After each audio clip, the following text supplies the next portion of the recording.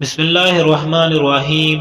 معزز ناظرین، السلام علیکم۔ آپ دیکھ رہے ہیں یوسف محمدی یوٹیوب چینل۔ ناظرین، آج میں آپ کو ایک ایسا سبق آموز قصہ سناؤں گا، لیکن اس سے پہلے تمام حضرات سے گزارش ہے کہ وہ ویڈیو مکمل واچ کریں تاکہ انہیں میری مکمل بات کی سمجھ آ سکے، اور میرے یوٹیوب چینل یوسف محمدی کو سبسکرائب کر دیں اور بیل آئیکن کے بٹن کو پریس کر دیں تاکہ ہر نئی آنے والی ویڈیو آپ تک بآسانی پہنچ سکے۔ تو چلتے ہیں ناظرین قصہ کی طرف۔ ایک ضعیف شخص جس کے 5 بیٹے تھے، اس نے اپنی ساری دولت اپنے 5 بیٹوں میں تقسیم کر دی اور سوچا کہ اب اسے روپے پیسوں کی کیا ضرورت ہے، اور میں اپنی بچی ہوئی زندگی اپنے بچوں کے گھر گزار لوں گا۔ پہلے وہ شخص اپنے بڑے بیٹے کے گھر گیا اور اس کے پاس رہنے لگا۔ ابتدائی ایام میں تو اس کا بڑا بیٹا اس کی بڑی خدمت کرتا اور کہتا، ابا جان، آپ کی خدمت تو میرا اہم فریضہ ہے۔ لیکن کچھ ہی دنوں میں بڑا بیٹا اپنے والد سے اکتا گیا اور کبھی کبھی اپنے والد کو ڈانٹ دیا کرتا۔ بوڑھے باپ کو نہ تو وقت پر کھانا ملتا اور نہ ہی کپڑے ملتے۔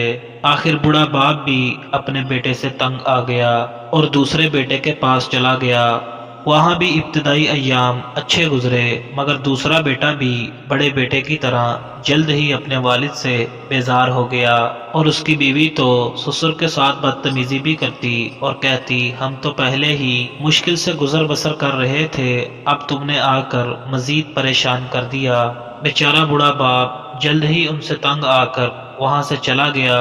پھر تیسرے بیٹے کے پاس گیا، مگر چند روز میں ہی تیسرے بیٹے کے رویے اور سلوک سے بیزار ہو کر جلد ہی باپ اپنے چوتھے بیٹے کے پاس چلا گیا، لیکن وہاں سے بھی تنگ آ کر یکے بعد دیگرے اپنے 5ویں اور سب سے چھوٹے اور لاڈلے بیٹے کے ہمراہ چلا گیا، مگر اس کے ہاں بھی باپ کو کافی تنگی، مشکلات اور ذلت کا سامنا کرنا پڑا۔ چارے بوڑھے باپ کو کہیں بھی چین نہ ملا۔ سارے بیٹے اپنے بوڑھے باپ کو اپنے ساتھ رکھنے سے بچنا چاہتے تھے۔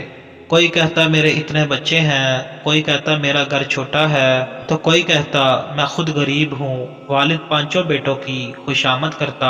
اس نے رو رو کر اپنے 5 بیٹوں کو کہا کہ میں تمہارا بڑا باپ ہوں، میرے بڑھاپے اور کمزوری پر ترس کھاؤ، مگر کوئی بھی پرواہ نہ کرتا۔ ایک مرتبہ 5 بیٹے اکٹھے ہوئے اور ان سب نے مل کر یہ فیصلہ کر لیا کہ والد کو کسی سکول میں بھیج دیا جائے، اور وہ روزانہ صبح جائے اور شام کو آئے، اور شام کو تھوڑی روٹی اسے دے دی جائے۔ جب یہ بات بیچارے لاچار باپ نے سنی تو وہ بڑی عاجزی اور انکساری کے ساتھ اپنے بیٹوں سے کہنے لگا، میں بوڑھا ہوں، مجھے پڑھانا بھی نہیں آتا، اور میری آنکھیں بھی کمزور ہو گئی ہیں، اور مجھے اچھی طرح دکھائی بھی نہیں دیتا۔ اب میں اسکول جا کے کیا کروں گا؟ بس مجھے رہنے کے لیے ایک چھوٹا سا ٹھکانہ اور روٹی کا ٹکڑا دے دیا کرو، میں پڑا رہوں گا۔ مگر ظالم بیٹوں نے بوڑھے والد کی ایک نہ سنی اور گاؤں سے باہر ایک سکول میں بھیج دیا۔ بیچارہ بوڑھا باپ روتا ہوا جا رہا تھا کہ راستے میں ایک ضعیف امیر آدمی کا گھوڑا وہاں سے گزرا۔ اس نے گھوڑے سے اتر کر پوچھا، کہاں جا رہے ہو اور اتنے غمزدہ کیوں ہو؟ اس ضعیف بوڑھے باپ نے کہا کہ میں اسکول جا رہا ہوں۔ گھوڑے پر سوار امیر ضعیف نے کہا کہ کیا یہ تمہارے اسکول جانے کی عمر ہے؟ یہ تو تمہارے اپنے گھر میں آرام کرنے کے دن ہے۔ اس مظلوم باپ نے اپنی پوری کہانی سنائی تو اس امیر آدمی نے کہا، بڑے میاں، اسکول جانے کا خیال تو بیکار ہے، مگر تم فکر نہ کرو، میں تمہاری مدد کروں گا۔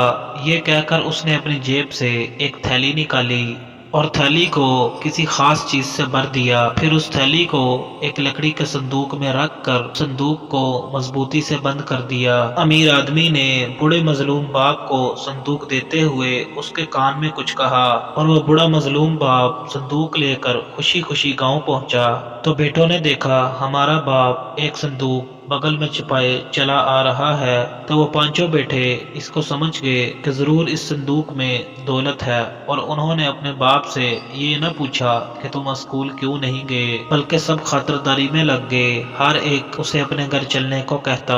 پھر انہوں نے اپنے بڑے باپ کو خوب کھانا کھلایا۔ کھانے پینے کے بعد بڑے مظلوم باپ نے اپنے بیٹوں سے کہا، میرے پیارے بیٹو، میں نے اپنی جوانی میں کچھ دولت جمع کر کے جنگل میں دبا دی تھی، مجھے اس کا خیال بھی نہیں رہا تھا۔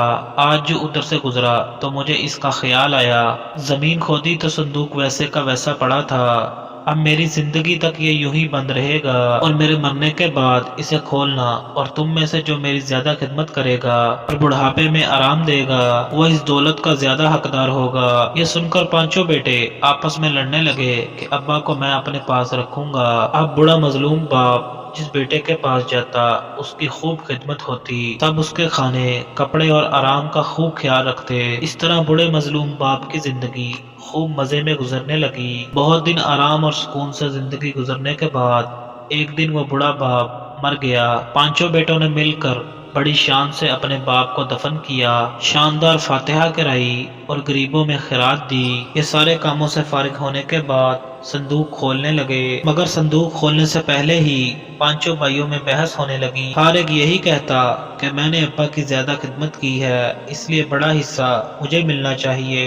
آخر یہ طے پایا کہ یہ سارا خزانہ آپس میں تقسیم کر لیں گے۔ چنانچہ صندوق کھولا گیا تو اس میں سے ایک بڑی خوبصورت اور ریشمی تھیلی نکلی جس کا منہ بند تھا، اس سے چھن چھن کی آواز آ رہی تھی۔ بڑی بے صبری سے تھیلی کھولی اور فرش پر خالی کر دی گئی، مگر سب حیران ہو گئے کہ اس تھیلی سے کانچ کے ٹکڑے نکل کر فرش پر پھیل گئے۔ ان پانچوں بیٹوں کو بہت غصہ آیا اور وہ آپس میں ہی لڑنے لگے، اور گاؤں کے دوسرے لوگ یہ دیکھ کر خوب ہنسنے لگے، اور انہوں نے نافرمان اولاد سے کہا کہ دیکھ لی تم نے اپنے بڑے باپ کی عقل، اسے سکول بھیج رہے تھے نا، مگر اس نے سکول گئے بغیر تمہیں کیسا مزیدار سبق سکھایا ہے۔ مجھ کو چھاؤں میں رکھا اور جلتا رہا دھوپ میں، میں نے دیکھا ہے ایک فرشتہ باپ کے روپ میں۔ اللہ تبارک و تعالیٰ سے دعا ہے کہ اللہ تعالیٰ ہمیں اپنے والدین کی خدمت کرنے کی توفیق عطا فرمائے، آمین۔ مزید اسی طرح کی اسلامک انٹرسٹنگ اور انفارمیٹیو ویڈیوز دیکھنے کے لیے میرا چینل یوسف محمدی سبسکرائب کریں اور بیل آئیکن کے بٹن کو پریس کر دیں۔ ملتے ہیں ناظرین پھر اگلی ویڈیو میں، تب تک کے لیے اللہ حافظ۔